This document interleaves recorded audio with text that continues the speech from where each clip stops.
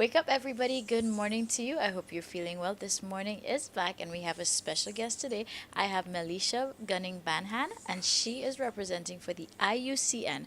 Now, I'm certain some of you may be wondering what that is, but that's what we're here to do. We're going to wake you up in the know. So, welcome to this morning. How are Thank you? you. I'm good, thank you. And how are you doing? I'm feeling really great because I did not mess up your name. So, that's very, very good to start the morning.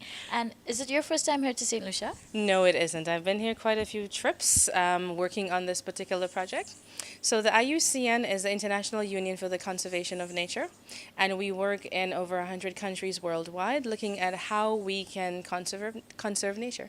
All right, perfect. Now, what are you doing specifically here in St. Lucia today? Okay, St. Lucia is one of 8 countries that we have as being part of a project called Advancing the Nagoya Protocol in Countries of the Caribbean Region. And essentially, what this project does is look at how we can access genetic resources and benefit from whatever comes out of that. So, you have international corporations that develop products, drugs, cosmetics, and they use natural resources. Sometimes it's from a plant, sometimes it's from an animal species, sometimes it's a bacteria. And they can use it to develop things like blood pressure medication or there are other cosmetic products, like the products that have coral extracts for your skin. They are made from different biological resources, and sometimes they come in, they get these resources from countries, and they don't negotiate any benefits that will come back to the countries from using these resources. So we're here to try to get the countries in the Caribbean to put in legislation, policy, regulations that address this issue of bioprospecting. One of the problems we run into is when you have resources that are discovered and then they're synthesized. So the companies don't have to come back to the countries, they make it in a lab. And so they can now do what they want in terms of making these things, making billions of dollars from it, and then nothing comes back to the country. So we're hoping that we can get the legislation and regulations in that will govern any kind, monitor any kind of accessing of the resources and whatever benefits we can negotiate so it can come back to the country. Great. Now, you know what just hit me too, because this is really opening, and I love this discussion because when we think about conservation as well, the first thing that's probably going to come to your mind, which is for me as well, you think of, depletion Right. and going extinct. Right. But this is another form of conservation. Yes, it is, because what is happening, for example, in the countries that have put legislation and regulations in place, like, for example, Antigua. Antigua has a Sustainable Island Resource Management Fund, and in this fund, they will put any monies that they gain from any kind of bioprospecting that would, lend to development of any pills or cosmetic products that would bring money into the country. And they can put these funds into that, the monies into that fund, and they will be able to use it for conservation. So right now, the Bahamas, on the back end of that, the coral that was discovered, they now produce some cosmetic products. I think Estee Lauder is one of the companies that uses it. And the company that reaps the coral, they have now entered into an agreement with them so that they can get funds from that, a percentage of whatever goes out. They actually have, I think, almost close to $1 million US in that fund over the last 4 years or so. So there are ways of getting, and it's not just financial benefits in terms of money. There are other things. You have organizations who have gone into agreements for research, for scholarships, that could come from companies that are doing research in the region.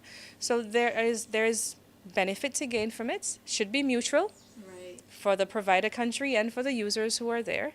And we're hoping to put in place a process that is structured so that everybody knows what the situation is. St. Lucia is not a free-for-all. If you're going to come in, then you should come in the right channels. And if there's any benefit to be gained from this, then everybody should share. And if my knowledge of something or your knowledge of a plant is used to make a drug, then you should benefit with your knowledge that you have too. So the Nagoya Protocol basically facilitates that, and we're hoping to help the government of Antigua, sorry, not Antigua, this is St. Lucia, the government of St. Lucia benefit from this process as well. Super. Well, St. Lucia, I think now, because one of my questions is going to be, why is it important for us, to be part of this, to be aware and to advocate it? But you've done a great job at answering that. Thank It's you. like you were in my mind. So, St. Lucia, this is even further into our journey about understanding the Nagoya Protocol and how it affects us, not just as St. Lucians, but in the region. And you know, we have so much to offer. And I want to thank you again for taking the time out, Melisha. Sure, no So problem. hopefully we see you again in St. Lucia and doing Yes. some more things. Well, we'll be looking also because you do have a case as well with the Ferdinand. The venom from that Right. has already been accessed and used in other places. Oh, wow. And they have now, we've just done a case study video, including this from St. Lucia, and discovered that they have done research to show that this could be used, it could have properties for blood clotting.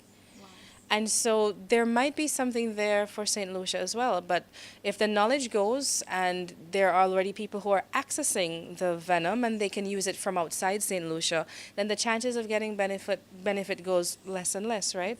So we're trying to see if we can put more in place now to stop that from happening in the future. So I'll be back because there's still some work to be done.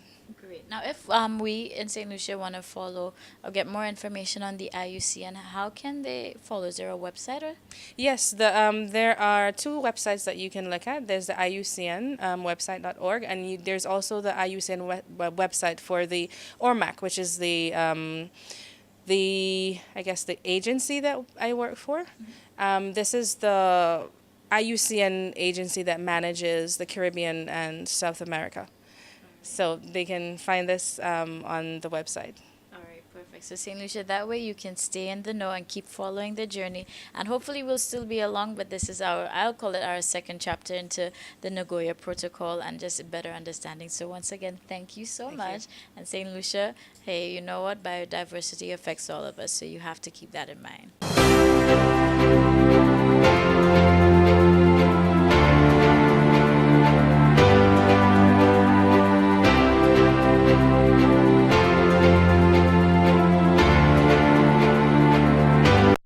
Hello, everybody. Good morning once again. St. Lucia this morning is back, and it's all about Biodiversity Day. It is coming up. It is on May 22nd. So we had to bring in our experts once again. We have Janelle representing for Sustainable Development. How are you today, love? Hi, I'm great. Thank you for having me. Great. Now, I know this is something that you are absolutely passionate about, and there's been so much happening. So first, let's talk about Biodiversity Day and what it represents. Okay, so biodiversity is the life all around us. It's plants, it's animals, human beings, microorganisms, the places where we find them and the things we use them for. So it's very important that we have healthy biodiversity, and to celebrate that, we have an observance on the 22nd of May where we invite everybody to get involved in biodiversity, plant a tree, go to the beach, paint something, get involved in biodiversity.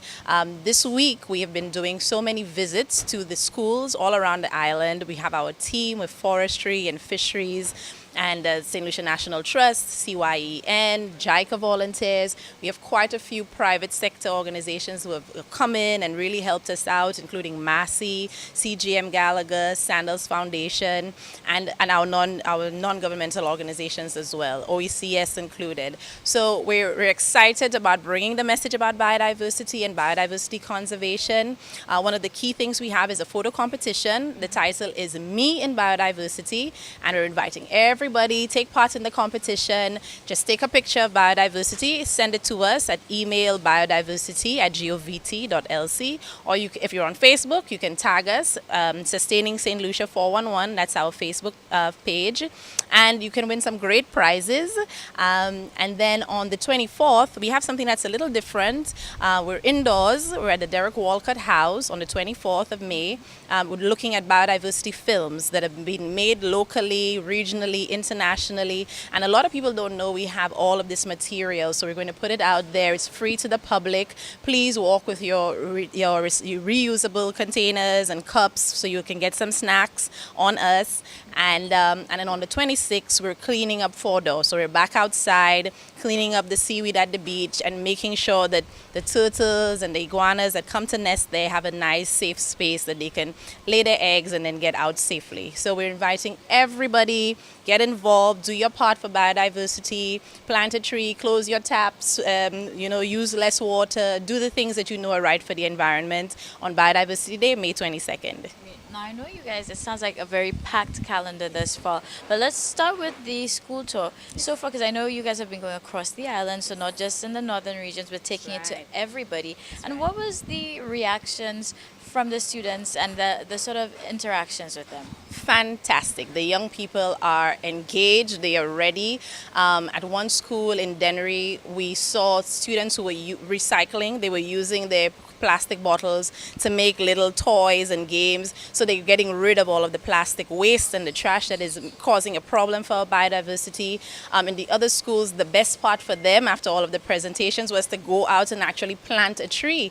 And we'd hear some of them saying, oh, in years from now, I'll sit under this tree and it'll give me shade. Or I'll bring my children and tell them I planted that wax apple tree. They made the connection. They could see the value of the trees for keeping them cool, providing them with food, and they were very, very excited. I feel very uplifted that this next generation is ready to care for our environment. Super. Now, with the film, first of all, I'd like to say I think the setting being at Walcott House makes it even more intriguing and makes me want to be there. But, you know, I had no idea that we would have had so many films or, you know, those resources there so that people can take part. As you mentioned, it is something that is free, so we want to stress on that so St. Lucia's you all can come out and enjoy. But one other thing is the cleanup at Fordo, which of course I'm sure others can join in and volunteer. And just tell us again, we're going to focus on that area because I know the Sargassum has really been doing some stuff down there right now. The Sargassum is pretty bad all along the East Coast. It is unbearable in some areas of Micoud and Prale and so on. At Fordo, where there's less human interaction, it has built up and created almost like a little piece of land out there. So that makes it difficult when the baby turtles are making their way, after they've hatched and they're making their way back to the sea. Sometimes they get caught in it and they die, they don't survive. I mean, we know Sargassum is also biodiversity and it has its uses. So when we take it off of the beach, we are going to put it to good use. But we need as many hands as possible to join in. So as part of the Ionola project, we're encouraging everybody to come out. We're going to have solid waste, NCA, all of the community organizations in the Dennery and Fordo area, and all of the interested people who want to come in. Please come give us some support. You can call us to get more information. I was about to ask, how can we contact? So I'm sure persons may want to find out more details. Right, so you can ask about the Fordo cleanup, which is on the 26th of May, starting from about 7 o'clock before it gets too hot.